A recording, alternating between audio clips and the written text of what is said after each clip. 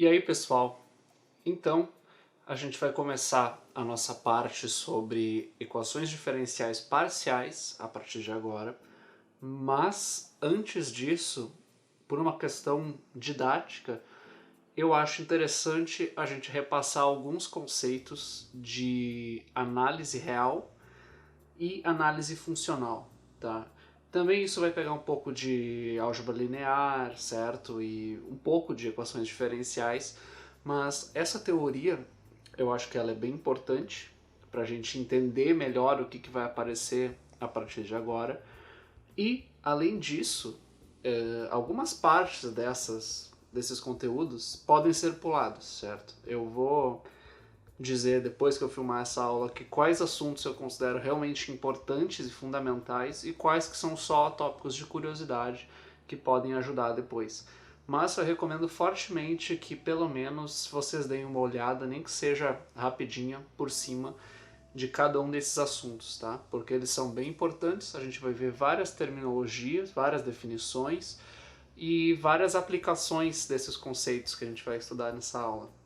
No final, a gente vai obter a ideia de representação em séries de Fourier, certo? Que a gente vai notar que as séries de Fourier são, na verdade, uma situação particular de um caso mais geral, que a gente vai chamar de séries de Fourier generalizada, certo? Mas é importante que a gente saiba de onde essas coisas vêm para isso não ficar tão enigmático depois. Então, a nossa primeira ideia aqui é começar dos princípios de álgebra linear e subindo em complexidade, tá? Então, acompanhem comigo e vamos lá. A gente está acostumado desde muito tempo a lidar com vetores. E vetores, em geral, a gente primeiro concebe eles como sendo basicamente flechinhas num plano ou no espaço tridimensional que tem algumas regras de adição, multiplicação por escalares, certo? Então, por exemplo, vamos considerar os seguintes vetores, tá? Eu vou denotar aqui, eu vou usar o conjunto R2, ou seja, o plano, para definir isso daqui. E vamos considerar, por exemplo, os seguintes vetores, tá? 1, 2 e, por exemplo, 2 e 2, tá? Como que a gente representa esses vetores no nosso espaço? A gente está acostumado a lidar com algo nesse estilo aqui. A gente identifica a primeira coordenada de cada vetor como sendo a coordenada x e a segunda como sendo a coordenada y. Então, se a gente representar esse eixo como sendo o eixo x e esse aqui como sendo o eixo y, a gente pode numerar esses valores daqui. E o que vai acontecer? Esse primeiro vetor daqui tem uma unidade na direção x e 2 unidades na direção y. Então, a gente tem esse ponto no espaço daqui e a gente vai definir, então, que essa flecha aqui representa este vetor. De forma similar, esse vetor aqui tem 2 unidades também no eixo y, mas 2 unidades no eixo x. Então, a gente vai ter algo assim. Esse ponto daqui representa este vetor. Então a gente vai ter uma flecha desse tipo aqui. A gente sabe que as regras de como operar esses objetos são as seguintes, né? Geometricamente, o que acontece? Se a gente tem um vetor nessa posição e um outro vetor nessa posição, para somar esses vetores, o que a gente faz? A gente pega esse vetor daqui, por exemplo, o segundo, e coloca ele exatamente na ponta do primeiro, de forma que a gente tem exatamente isso daqui projetado aqui, e a gente, então, considera que a soma dos dois é o vetor que liga esse ponto até esse ponto daqui. Então vai ser algo assim, tá? Então esse vetor em azul é a soma dos dois. O importante a notar é que não importa qual desses vetores aqui que eu uso para fazer essa operação. Por exemplo, aqui eu movi esse vetor para a ponta desse, mas nada me impede de pegar esse vetor, mover para a ponta deste daqui e fazer a mesma coisa, só que pensando nesses dois vetores. Então aqui a gente já nota que a ordem que a gente soma os vetores não é importante, porque ele dá o mesmo resultado, certo? Então a gente tem, além disso também, a operação de multiplicação por um escalar. Então se eu tenho este vetor aqui, e eu quero considerar o vetor que é duas vezes ele, eu simplesmente defino como sendo um vetor na mesma direção, porém com duas vezes o comprimento. Algo nesse estilo aqui. Algebricamente, o que isso significa, né? Se eu tenho dois vetores, x1, y1, e eu quero somar com outro vetor, x2, y2, isso daqui é a mesma coisa que eu somar coordenada a coordenada. Então, o vetor soma é simplesmente o vetor cujas coordenadas são as somas das coordenadas individuais, x e y. Aqui a gente pode notar isso, considerando que, por exemplo, isso daqui é a direção x desse e esse daqui é a direção x desse. Então, a direção x é como se eu pegasse só esse comprimento e somasse aqui, e a direção y é como se eu só tomasse esse comprimento daqui e eu somasse aqui. Então, se a gente anda isso daqui a partir daqui e isso daqui a partir dessa parte daqui também, a gente vai chegar nesse vetor grande daqui. São só formas diferentes. Essa é a representação geométrica e essa é a representação algébrica. Agora, para multiplicação é semelhante. A gente tem, se eu quero multiplicar um vetor por um escalar, digamos, A, se eu quero multiplicar esse vetor, isso é a mesma coisa que considerar o vetor cujas coordenadas são a, x1 e a, y1, que é exatamente o que aconteceu aqui. Agora, por que eu estou revisando isso? Porque é importante a gente ter essa noção de vetor na forma básica para a gente conseguir abstrair um pouco isso. Porque essas operações aqui, esse jeito de operar esses objetos, não se limita apenas às flechinhas que a gente está vendo aqui, mas a vários outros objetos. A gente vai ver agora como a gente generaliza essa noção de vetor, para o que a gente chama de espaço vetorial, e a gente vai notar como outros objetos que não são flechinhas no plano ou no espaço tridimensional podem ser considerados vetores. Por exemplo, a gente tem matrizes, funções de certo tipo e diversos outros objetos, tá? Então vamos ver qual é a ideia de espaço vetorial. Então, esses aqui são os gloriosos axiomas que definem o espaço vetorial, e obviamente a gente vai olhar com calma o que cada uma dessas coisas significa. Isso daqui que está escrito aqui generaliza a ideia que a gente viu antes sobre operar com aquelas flechas no plano. O que isso aqui está dizendo? Tá? Um espaço vetorial, que a gente vai definir, o nome dele é V, certo? O espaço vetorial V é, na verdade, uma quádrupla, ou seja, são 4 elementos que definem um espaço vetorial. O nosso conjunto V, que define os objetos que a gente vai utilizar para manipular, no nosso caso do plano, eram os pontos, os pares ordenados do plano, da forma x, y, certo? No espaço tridimensional, são pontos do estilo x, y, z. Podem ser matrizes, qualquer coisa. V é um conjunto de elementos.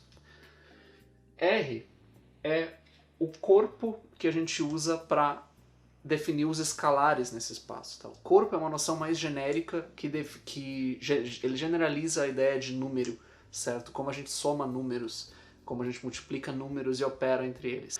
Geralmente o nosso corpo é ou o conjunto dos números reais ou o corpo dos números complexos. Mas vamos definir aqui como os reais para simplificar a nossa vida um pouco. Além disso, a gente tem duas funções, que a gente chama de função soma e a função produto. Como essas funções são definidas? A função soma, o que isso significa? Tá? Essa função soma, ela recebe dois objetos que estão no conjunto V, ou seja, dois pontos no plano, no espaço tridimensional, duas matrizes, o que for, e coloca um elemento, tem como saída um outro elemento que também está no espaço. Então, a gente está manipulando objetos e obtendo um novo objeto, que está nesse mesmo conjunto V. Similarmente, o produto está definido em relação a um escalar, ou seja, um elemento do corpo dos números reais, e um objeto do conjunto V. Essa função vai pegar esse escalar, multiplicar pelo objeto V e vai nos retornar um objeto que também está no conjunto V, certo? E claro que essas funções podem ser definidas de forma arbitrária, se a gente não impuser nenhuma outra condição, mas o que a gente vai definir agora é impor quais são as condições necessárias e suficientes para que esse conjunto V e essas outras operações aqui sejam definidas como um espaço vetorial. Que operações são essas? Tá? Para quaisquer três elementos, U, V e W, vetores, eu uso essa flechinha para representar vetores. Às vezes a gente não vai usar, mas agora, por clareza, vamos utilizar isso. Tá? Para quaisquer vetores, que eu chamei aqui de três nomes quaisquer, no conjunto V, e quaisquer dois escalares, números reais, a gente tem que ter esses 8 axiomas aqui. O que cada um diz? Esse primeiro a gente chama de axioma da comutatividade. Por quê? Porque ele diz que para quaisquer vetores U e V, a soma deles, essa soma daqui, tu somar U e V é a mesma coisa que tu somar V e depois somar U. Então não importa a ordem que a gente some os vetores, o resultado vai ter que ser o mesmo. Esse é o axioma da comutatividade. Esse aqui é o axioma da associatividade. O que ele diz? Não importa quando a gente está somando mais de um vetor, não importa a ordem que a gente faz essas somas nesse sentido. Se eu pego U e somo com a soma de V mais W, é a mesma coisa que eu primeiro somar U e V e depois somar o W. Isso é o axioma da associatividade.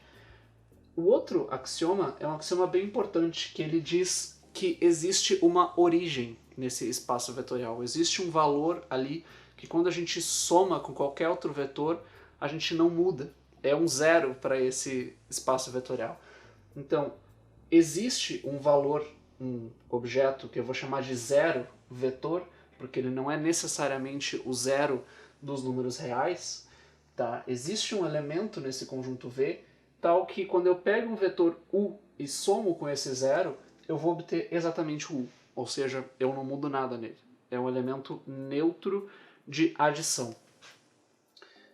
O outro axioma importante é a existência de um valor simétrico, ou seja, dado um vetor, eu sempre consigo achar outro vetor que quando eu somo com aquele primeiro vetor, eu vou obter exatamente a minha origem, o zero. Tá? A gente denota esse outro vetor por menos U, para ficar mais familiar para a gente, tal que existe então esse menos U, que está nesse conjunto V, que quando eu somo U com menos U, eu obtenho o elemento zero, que foi esse carinha definido aqui no axioma de cima. Tá? E por definição, a gente define que somar U com menos U é a mesma coisa que subtrair U de U, certo? Então a gente define essa notação aqui. Aqui deveria ser um U e não um V. Tá? Mas essa notação a gente usa para quaisquer vetores. Tá? Agora, sobre multiplicação, o que a gente tem? A gente tem também que nesse corpo, no caso, nesses números reais que a gente tem, existe um elemento que a gente chama de 1, que no nosso caso é o 1 que a gente conhece dos números reais, certo? A unidade, que quando eu tomo esse elemento 1 e eu multiplico um vetor qualquer por 1, eu simplesmente obtenho o mesmo vetor. Então, isso daqui é o elemento neutro de multiplicação. Notem a semelhança. Aqui a gente somava e não mudava nada. Esse é o elemento neutro de adição. Aqui a gente multiplica e não muda nada. Então esse é o elemento neutro de multiplicação. Notem que é bem importante perceber que a soma e a multiplicação elas estão definidas para objetos diferentes, ou seja, a gente não multiplica dois vetores, a gente multiplica um número e um vetor. Soma, a gente soma dois vetores. A gente não soma número e vetor. Então isso é bem importante de notar. Por isso que a gente tem essas definições aqui. A soma está definida para dois vetores e a multiplicação está definida para um número e um vetor. Isso é bem importante. O outro axioma é um tipo de axioma de distributividade. Esse axioma diz que quando eu multiplico um escalar qualquer pela soma de dois vetores, isso é a mesma coisa que primeiro multiplicar o escalar pelo primeiro vetor e então somar com o escalar multiplicando o segundo vetor. Isso é um axioma de distributividade. Esse outro axioma também é um axioma de distributividade, só que levemente diferente, porque aqui a gente tinha um escalar e dois vetores. Aqui a gente tem dois escalares e um vetor. Esse axioma diz que quando eu tenho a soma de dois escalares multiplicando um vetor, esse resultado é a mesma coisa que eu pegar o primeiro escalar multiplicando pelo vetor e somar com o segundo escalar multiplicando o vetor. Esse é um outro axioma de distributividade. E finalmente a gente tem um axioma de associatividade para multiplicação nesse caso. Por quê? Da mesma forma que a gente tinha aqui, se a gente somava os dois últimos com o primeiro, era a mesma coisa que somar os dois primeiros com o último, aqui, se a gente tem uma multiplicação de um escalar por um vetor que depois é multiplicada por outro escalar, isso daqui é a mesma coisa que primeiro multiplicar os dois escalares e então multiplicar o vetor. Notem várias sutilezas aqui, ó. Aqui em cima eu defini que às vezes a gente omite esse pontinho da multiplicação por uma questão de clareza. Mas notem essa sutileza daqui, ó. Essa multiplicação daqui de dentro é uma multiplicação que usa a função multiplicação que a gente definiu aqui. Por quê? Porque a gente tem um escalar multiplicando um vetor. Essa multiplicação daqui, ó, acontece entre os dois escalares. E essa multiplicação não tem nada a ver com essa multiplicação daqui. Essa multiplicação é a multiplicação que a gente conhece dos números reais, certo? Por isso a importância desse cara daqui. Esse número não precisa ser um número real necessariamente. Se a gente tomasse como números complexos, essa multiplicação seria a multiplicação nos números complexos, certo? Então é importante a gente ter essa distinção.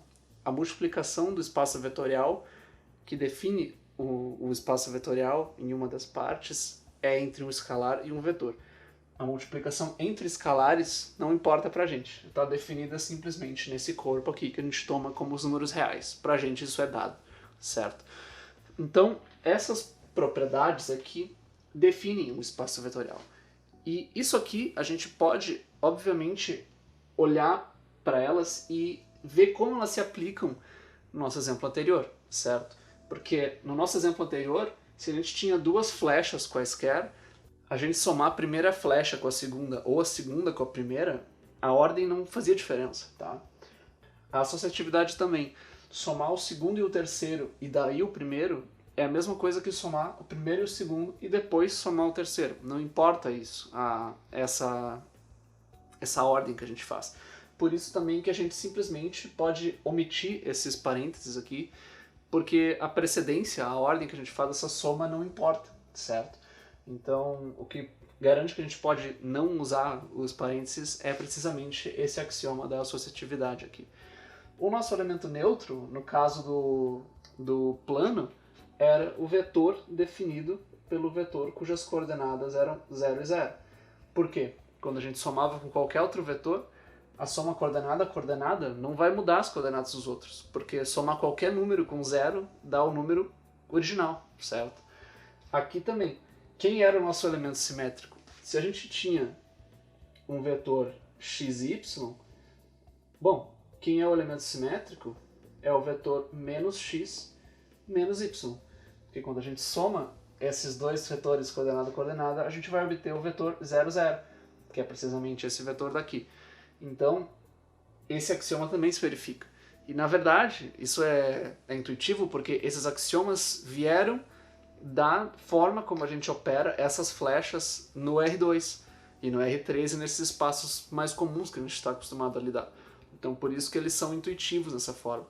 O legal de definir com esses axiomas aqui é que a gente pode definir para objetos mais exóticos, de certa forma, como matrizes e funções, como a gente vai ver depois. De forma que a gente consegue ter a mesma facilidade de operar vetores, só que não usando flechas, assim, funções e matrizes e o que a gente quiser. Certo?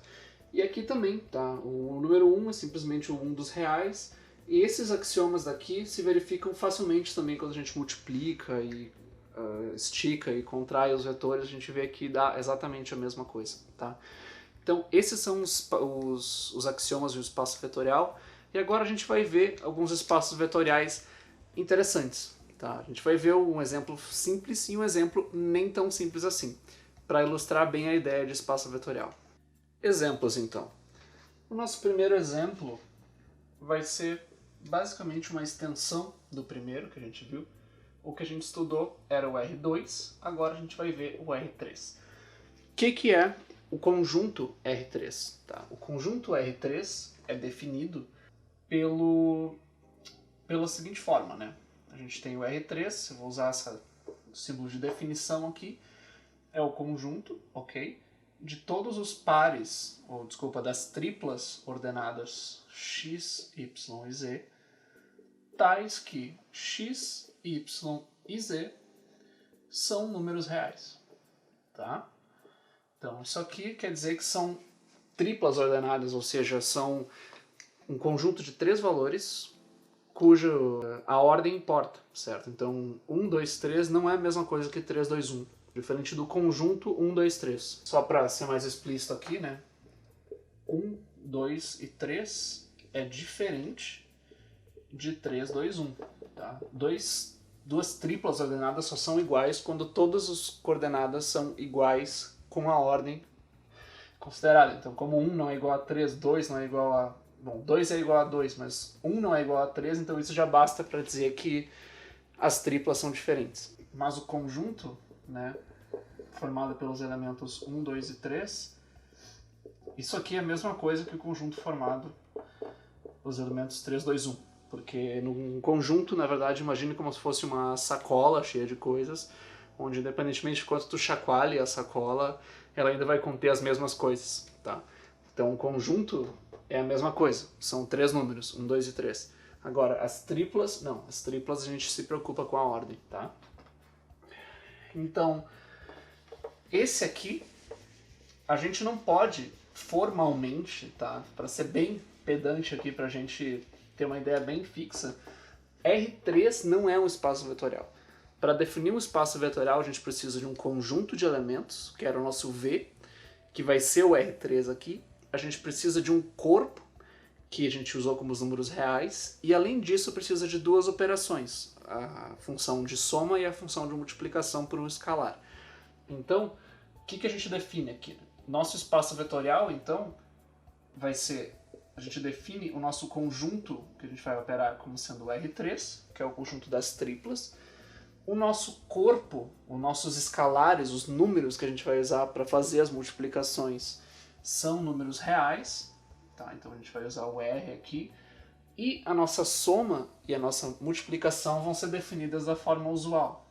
Ou seja, vamos definir que se eu tenho x1, y1 e z1 e eu somo com x2, y2 e z2, isso daqui a gente define, tá? Vou colocar três tracinhos para... É uma definição. Isso aqui é o outro vetor formado por x1 mais x2, y1 mais y2 e z1 mais z2. Então a nossa função de soma é definida como a soma coordenada a coordenada. E a nossa função de multiplicação, digamos alfa multiplicado por um vetor x1, y, z1, é igual a alfa x1, alfa y1 e alfa z1. Ou seja, exatamente a mesma noção que a gente tinha para o plano vai ir para 3 dimensões agora. Então, isso daqui, tá, geometricamente, é a gente representar o nosso espaço tridimensional, por exemplo, usando x, y e z. Por exemplo, o vetor 1, 1, 1 é algo assim, ó. Se esse é o 1 aqui, a gente anda 1 aqui na direção y, 1 na direção z, e a gente anda 1 na direção y, perdão, e a gente anda 1 na direção z, que vai ser algo nesse estilo daqui, tá? Então, isso aqui, tentem imaginar isso como estando vindo na nossa direção aqui. Então, esse aqui é o vetor 1, 1, 1. E quando a gente soma, é exatamente o que a gente tinha no plano, certo? Então, a gente vai somar coordenada a coordenada. Geometricamente, isso significa que a gente vai pegar um vetor e vai colocar na ponta do outro, e a soma vai ser esse vetor daqui, só que em 3 dimensões. E para multiplicação é a mesma coisa. A gente tem isso aqui, multiplica por 2, por exemplo, a gente vai ter um vetor que é 2 vezes maior e aponta na mesma direção. Se eu multiplico por menos 1, ele só vai estar aqui e vai só inverter o sentido. Então, as regras são exatamente as mesmas, tá? O importante é o seguinte, é um exercício legal a gente pegar que com essas definições aqui de soma e multiplicação e esse espaço, esse conjunto como sendo o V e o corpo dos reais, é interessante a gente verificar cada um daqueles axiomas que a gente viu antes, tá? A gente vai de fato confirmar que isso daqui define o espaço vetorial. Então a gente pode mexer com ele sem se preocupar se isso vai ou não se comportar como um vetor, porque vai, a gente consegue verificar, certo? Agora, uma ideia mais interessante, talvez, é considerar vetores que não são flechas, tá? Mas sim funções. Vamos ver como é que eles vão se comportar aqui. Um outro espaço possível é o seguinte, ó. A gente tem esse conjunto, que ele tem um nome um pouco estranho, tá? Mas ele se justifica em outros contextos, que é o C índice 0 no intervalo fechado AB. O que isso significa? Tá? C0 é um indicador de que esse conjunto aqui é um conjunto de funções contínuas. Tá? Só por curiosidade, se isso aqui fosse C1, seria o conjunto das funções contínuas com as derivadas primeiras contínuas. Tá? C2 é o conjunto das funções contínuas com derivadas primeiras contínuas e as derivadas segundas contínuas. Tá? Então C0 ele vem dessa definição. Tá? E esse cara aqui dentro é simplesmente o conjunto onde as funções estão definidas. Então esse conjunto C0 no intervalo fechado AB é simplesmente definido como as funções que levam os valores entre A e B para números reais e que são contínuos. Tá? Nesse conjunto estão, por exemplo, as funções, vamos só pegar rapidinho aqui, se a gente tiver uma função, digamos que o A seja 0 e o B seja 1, tá? Se a gente tem essa função que leva de 0 até 1 e a regra é fazer f de um elemento qualquer t ser igual a t ao quadrado, isso aqui é uma função contínua. Se a gente fizer o gráfico dela, a gente vai ter o eixo t aqui, e aqui vai ter o f de t, e a nossa função vai ser simplesmente, começando aqui em 0, vai ser simplesmente uma seção de parábola, onde aqui é o valor 1. Então, essa função daqui, incluindo os extremos, é uma função contínua. Portanto, ela faz parte do conjunto C0 de 0 até 1, porque a gente definiu aqui. Em geral, a gente pode definir isso aqui de A até B também, não tem problema. Mas o que importa é, esse conjunto é formado por todas as funções contínuas naquele intervalo. Agora, isso está longe de ser uma flechinha, como a gente definiu antes. Mas, notem bem, se a gente definir, por exemplo, que para duas funções quaisquer, f e g, a soma delas avaliada em algum número t, no intervalo de definição delas, né, no domínio, é igual, isso é uma definição, a tu primeiro pegar f nesse ponto e depois somar com a g. Se a gente definir a soma assim, e além disso definir que um número real alfa vezes a função f aqui avaliado num ponto T é a mesma coisa que tu pegar o alfa e multiplicar por f de t. Com essas duas operações aqui, e esse valor aqui, o conjunto V é igual às funções contínuas de AB e no corpo dos reais, isso daqui também define um espaço vetorial. Ou seja, isso não são flechas, mas todas as propriedades que valiam para R3, no outro caso, também valem para esse espaço daqui. E notem que a gente está trabalhando com funções agora. Como um exemplo, vamos só olhar o seguinte, né? Se a gente pega a e b como sendo 0 e 1, respectivamente, se a gente considera essa função f, e vamos pegar, por exemplo, uma outra função g, também no mesmo espaço, ou seja, de 0 até 1, que leva nos reais, e vamos definir que a g de t seja igual a constante 1, por exemplo, então como é que é o gráfico da g? Né? A g também é uma função contínua, porque a gente vai ter, para todo t entre 0 e 1, a gente vai ter que a g vale 1, exatamente, tá? Incluindo esses extremos aqui. Como é que é a soma das duas? Bom, f mais g, a gente definiu aqui que é simplesmente soma elas ponto a ponto. Então, a soma delas duas vai ser o quê? Vai ser uma função que a gente chamou de f mais g, que ela vai ir de 0, 1 até os reais. Só que qual vai ser a regra dela? Bom, f mais g de t é simplesmente f de t mais g de t. Então é t ao quadrado mais 1. E a soma delas, o que vai acontecer? Se esse é o eixo t e aqui é f mais g de t, a soma delas é simplesmente somar tudo ponto a ponto. Como isso aqui vale 1 constante, isso é exatamente, isso corresponde aqui, eu vou mudar um pouco de escala, se isso aqui for 1, e aqui for 0, e aqui for, não vai ficar muito bonito aqui, mas se aqui for o 1, tá completamente fora de escala aqui, mas nesse caso a nossa parábola, que estaria começando em 0, vai começar em 1, e ela vai fazer algo assim, tá? Então, isso daqui ó, é o 1, e essa função é exatamente a soma dessas duas, tá? E essa função é uma função contínua também. E todas essas operações de soma e multiplicação por escalares e tudo mais vão consistir exatamente nas operações que a gente tinha definido para espaços vetoriais quaisquer. Então, isso daqui mostra que a gente pode mexer com funções da mesma forma que a gente estava mexendo com as flechinhas no espaço tridimensional. Tem algumas sutilezas envolvidas, mas a gente vai dar uma olhada nisso.